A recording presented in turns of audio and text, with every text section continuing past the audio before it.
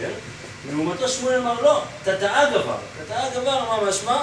שהוא גבר ולא, לכאורה, פשט גמרא, לא נבלע פה דבר שהוא יהיה מבחינתי נידון ככלי, זה לא נחשב מבחינתי שהבליע לתוכו. למה?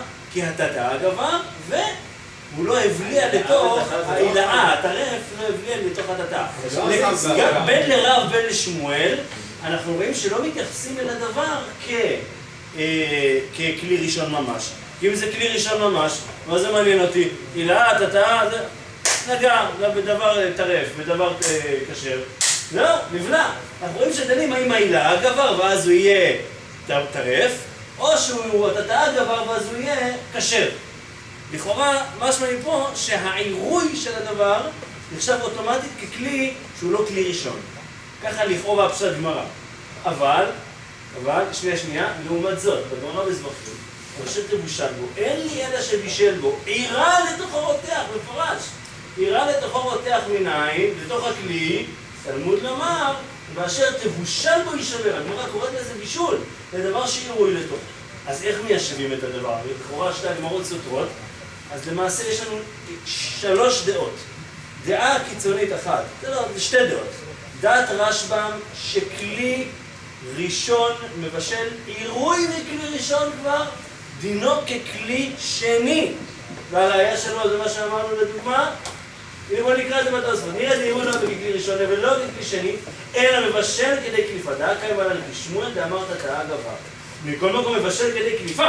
ואמרת נתניה קוראת לשמואל, חם לתוך צונן מדיח, ופריך, חם לתוך צונן אדמי קרלי בעלה, אלא אם החם לתוך צונן קולף. כלומר, מה התוספות רוצה לומר?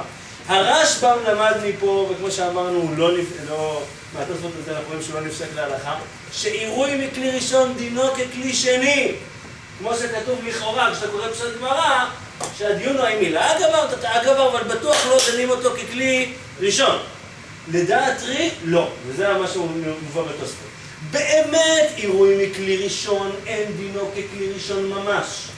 לעניין שאני אומר שהוא מבליע בכולו, זאת אומרת שאם נפל לי חתיכת בשר טרף, רותח לתוך איסור, לתוך דבר כשר תחתון, אני לא אומר שזה מבליע בכולו והכל אסור. אלא מה אני אומר? הוא מבליע, אבל כדי קליפה. זאת אומרת, לדעת רב שעילאה גבר הוא מבליע בכולו, כי הוא גבר העליון, לדעת שמואל הוא מבליע רק כדי קליפה, אבל לכל הדעות, אם זה דומה היה הפוך, אז היה הפוך. אם הכשר היה למעלה והטרף היה למטה, אז לדעת רב זה היה נאסר רק בכדי קליפה, לדעת שמואל זה היה נאסר בכולו, כי תתאה גבר, אבל לכל הדעות זה לא אוטומטית מבליע בכולו, אבל זה כן מבליע. כלומר, למעשה התוספות מבינים שעירוי מכלי ראשון הוא מבשל כדי קליפה. לא מבשל בכולו.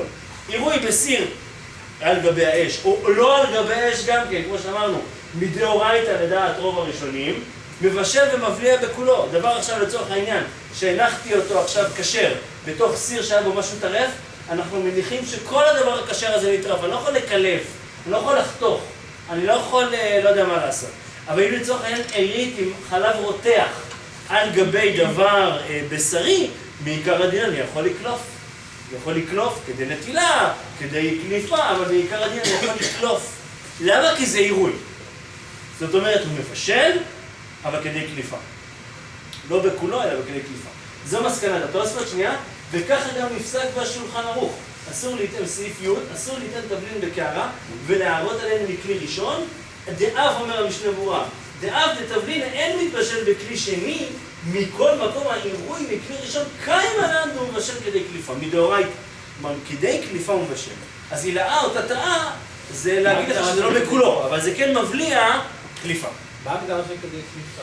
קליפה הכוונה היא כל שאתה מקלף אותו והוא עומד בפני עצמו. בסדר? אי אפשר בנוזלים לעשות דבר. זה דבר שקשה מאוד לעמוד. בנוזלים באמת, מחלוקת הראשונים, מה עושים בנוזלים? ביורי דעה דנים בזה. אם אדם נפל בשר כשר לתוך חלב טמא, או הפוך. הם דנים בזה. אז יש כאלה אומרים, משערים ב-60, יש כאלה אומרים... נושא. שאלה שאני תמיד שואל את עצמי, אתה מכין תה בשבת, שזה כלי שלישי. יש לך את הכוס, שתוכלת לקבל את המים מהמחר, שפכת לכוס תה הראשונה, זה בכלי שלישי, ואז הכוס ההיא שהיא כלי שני, יש לה קצת מים שנשארו, או טיפה או יותר. הוצאת לי את המילים מהפה, יופי. אז אחת השאלות המעניינות שכולם דנים בה לגבי עירוי. קודם כל, למדנו פה דבר חשוב מאוד להגיד, אתם מכינים תה בבית, לא לערות על התיות. זה דאורייתא מבשל כדי קליפה. לא לערות על התיות. אין להם כסף בכלי השלישי. הוא התכוון מהרחב ישר. לא, אני אומר, מהכלי השני לשלישי, זה כן בסדר שאני... כן, נכון. שנייה, זה עוד לגבי עירוי כלי שני וכל הדברים האלה נדבר בנפרד. אבל קודם כל הולכים, מה שנקרא, צעד צעד. אז עירוי בכלי ראשון זה דאורייתא, צריך לדעת את זה. עירוי כלי ראשון, הדבר לא מבושל הוא מדאורייתא. הוא מבשל כדי קליפה, אבל הוא מבשל מדאורייתא. אז זאת אומרת, שמה אנחנו למדים? מכאן אסור להראות מהמחר. עכשיו, מה עושים לדוגמה? כל הפוסקים דנו בזה, כי אתה מוציא כלי מהמייבש, אז יש לך פה חתיכות, טיפות קטנטנות וכדומה, ואתה עכשיו, אני אגיד לך, אתה עכשיו גם בכלי השני, כמו שאתה אתה מכין עכשיו קפה לכל המשפחה. אז אתה שופך לכלי שני כמו אינדטור, מערה לכלי שלישי, ואז אז לא קפה, מה אמרנו? תה. קשת, נזהר, טוב. עכשיו, תה שהוא מתקלע בישול, טוב, בקיצור, אז יש לך תה, עכשיו הרית מהכלי השני לתוך הכלי השלישי, יש לך שאריות של מים, ויש בישול אחר בישול בלח, נכון? שיטת הראש. מה עושים? אז למעשה כולם דנו בזה. יש לנו 3 פגישות, וככה. לדעת רוב הפוסקים האחרונים, בעיקר הדין, אין צורך לייבש את הכלי, את הכוס. זאת אומרת, אני מספיק שאני אעשה, מספיק שאני אעשה את זה, אני עושה ניעור קטן, ואז בעצם מה שנשאר לי פה זה טיפות קטנטנות, ואני מבחינתי לא צריך יותר מזה. למה? כמה סיבות. קודם כל, אני אספר לכם את כל זה, הרב עובדיה מעריך מאוד בתשובה, בדבר הזה, גם תשובה של הציץ אליעזר, אז מי שרוצה יכול לראות שבעצם הטענה שלהם זה שזה לא בישול שעשה תורה, זה כלום.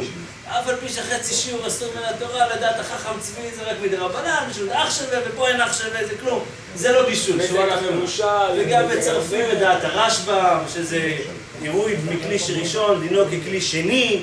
בקיצור, מעיקר הדין, אם יש לך, זה דבר מאוד מצוי, בכוסיות זה לא בעיה לנגב אותם, יש לך קנקן זכוכית כזה עם צורות וזוויות וכאלה, הוצאת אותו עכשיו מהשטיפה. אתה רוצה לשלום מים חמים, אז מה אתה עושה? אתה לא יכול עכשיו להתחיל לדחוף מגבת עד שאתה תתחיל, כבר אורחים ילכו הביתה. אז מעיקר הדין, מספיק לעשות לו ניעור כמה פעמים שהמים יוצאים, וזה מספיק.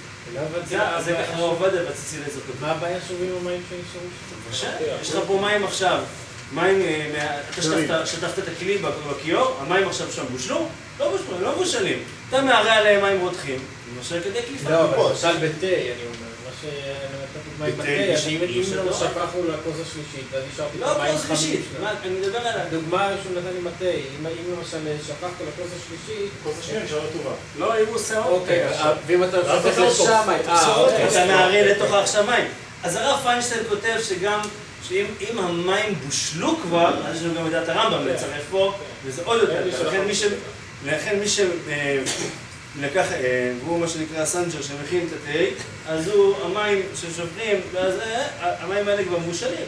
יש גם את הרמב"ם לצרף, אז מעיקר הדין גם כן, ניעור, זה מספיק ודאי, ויש מחמירים, זה הדעה הכי מחמירה, ששמירת שבת כחתה, הוא אומר לנגב ממש לנגב.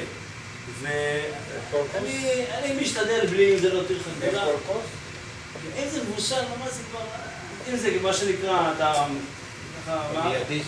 כבר יש את הרמב"ם גם כן, אבל אם זה אתה לוקח כוס יבשה מהמייבש, אז אני משתדל לנגב, אבל מעיקר הדין מספיק ניעור. אבל ניעור כן צריך. ניעור צריך.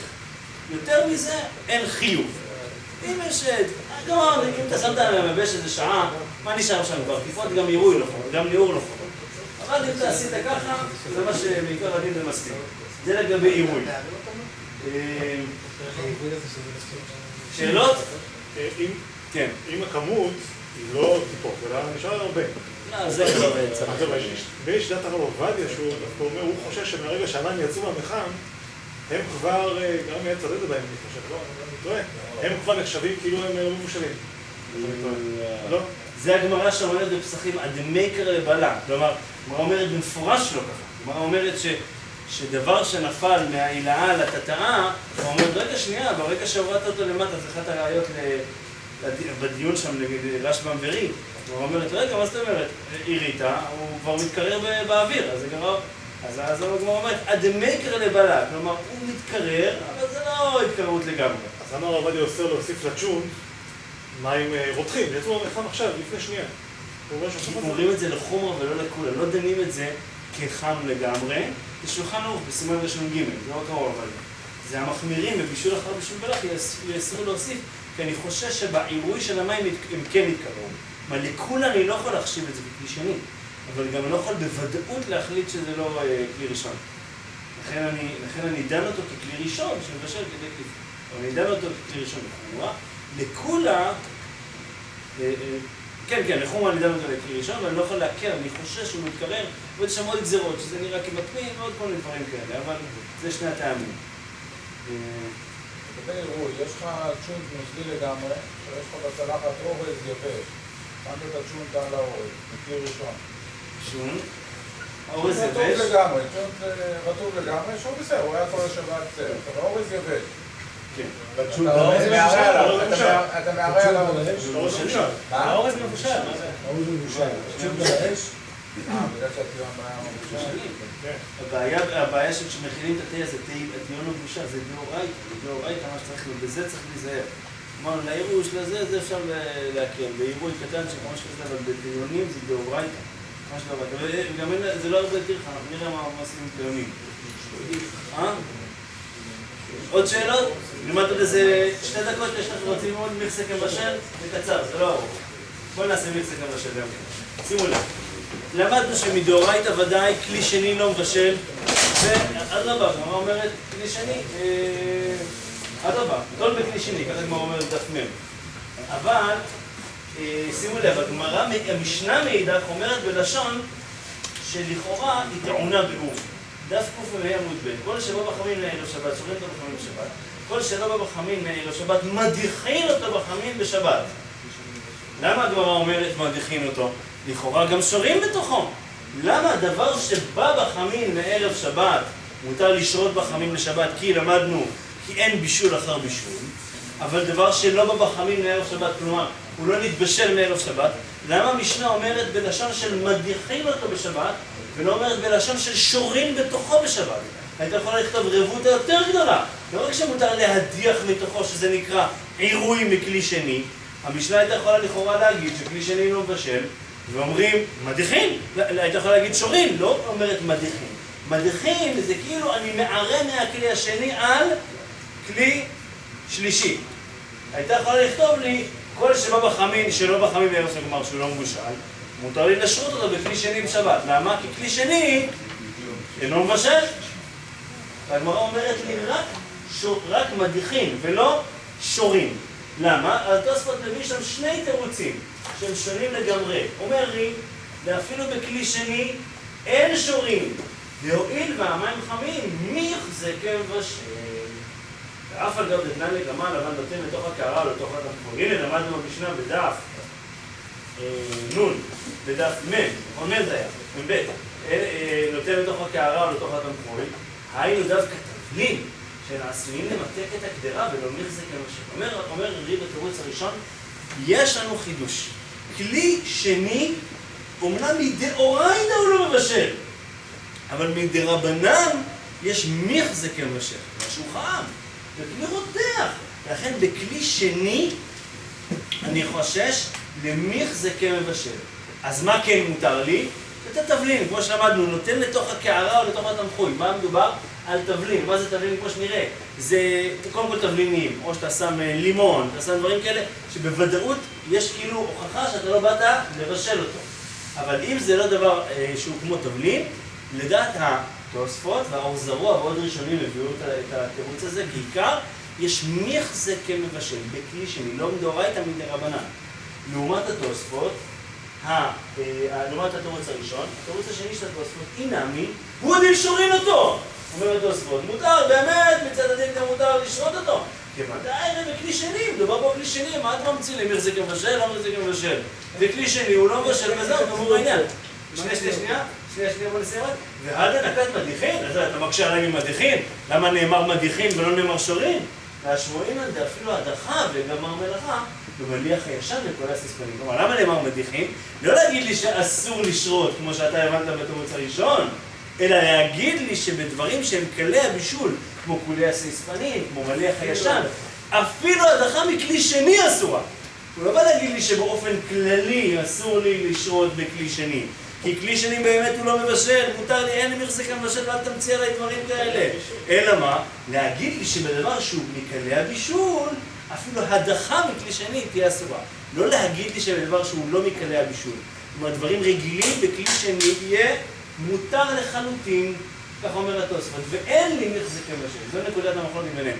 ככה גם הר"ן והמאירי ועוד ראשונים כתבו, הראם, עוד ראשונים כתבו את התירוץ הזה. לעומתם, הגר"ז, המגן אברהם וכל הפוסקים האשכנזים, נחשו לנו כמומים הפוסקים, ניחשתם נכון. שימו לב, בשולחן ערוך מובא ככה, 12, אם הוא דבר יבש שלא נבשל מערב שבת, לפני שבת, אין שומרים אותו בחמי שבת, אבל מדיחים אותו בחמי שבת, לשם המשנה, אומר המשנה ברורה, ואפילו בכלי שני נמי אסור לשרות, דמיחזק כמבשל, ולא דמי לתבלין. אמרנו, תבלין מותר, כי הוא אין בו מיחזק כמבשל, כי כולם יודעים שאני רק שם את זה בשביל לתבלין, אבל אם אני לא שם תבלין, כל שאר הדברים יש לי מיחזק כמבשל, לדעת המשנה ברורה וכל הפוסקים האשכנזים. זה מערכות שבת פוסק את זה, סתכלו נפקא מינה, אין ליטול מאכל בלתי מבושל בכלי שני שהיה צולדת בו. דרך שכלי שני לא מבשל מהתורה, מכל מקום יכניעו חכמים. לא לגמור יותר בדבר מאכל שאינו משום דין שנראה כמבשל. אם ניכר הדבר של נתינת המאכל בכלי שני לא נועדה לבשל את המאכל, אלא בא לצורך התבשיל, מה זה בלשון התוספות? תבלין! תבלינים מותר ליתן בכלי שני, ולכן מותר ליתן תבלין. יש לזה בעד הסחיטה של הלימון המקדש. נכון, דבר נוסף. וכן האיסור זה שנראה כמבשל קיים בנתינת לימון בכוס תה, כיוון שניכר הדבר וכו'. דבר נוסף חשוב, אבל המהרש"א כותב, וגם מביאים אותו, גם אורחות שבת עצמו מביא אותו, וזה חשוב למטרנות, אתה צריך לחמם את המטרנה, נכון? אז זה מותר גם לאשכנזים. כי אין מחזק כמבשל, אלא בדבר שהוא אוכל שנמצא בתוך כלי שני. אבל בדבר שהוא כלי שנמצא בתוך כלי שני, אין מחזק כמבשל. לכן זה בסדר, הוא לא צריך לאכול קר בשבת, זה בסדר. מותר לחמם אותו בתוך הכלי השני. אבל הספרדים, עיקר הדין, פסקו כדעת התירוץ השני של התוספות המקל יותר, ולכן ויתרו רב עובדיה נביא שתי הדעות, והיו שתי שורות אחרונות, ומכיוון שאיסור דרבנן נקטיר לכולם, ומותר לשרות דבר שאינו מבושל במים חמים שבכלי שני, מלבד כלי הבישול. זה חשוב. בכלי הבישול אנחנו אוסרים גם בכלי שני. אתם זוכרים את זה, נכון? אפילו לעבוד עוברים בכלי שני. כלי הבישול לא, אבל בדבר שהוא רגיל, שהוא לא מכלי הבישול, אז מותר אפילו, מותר בכלי שני ואין מחזק כמבשל, הוא מחמיר על עצמו, דבר לברכה, מוכר הדין, תבלין זה כלי הבישול. שקית תה, כלי הבישול. זה המשך, זה הדף הבא. אולי חמץ כבר שבוע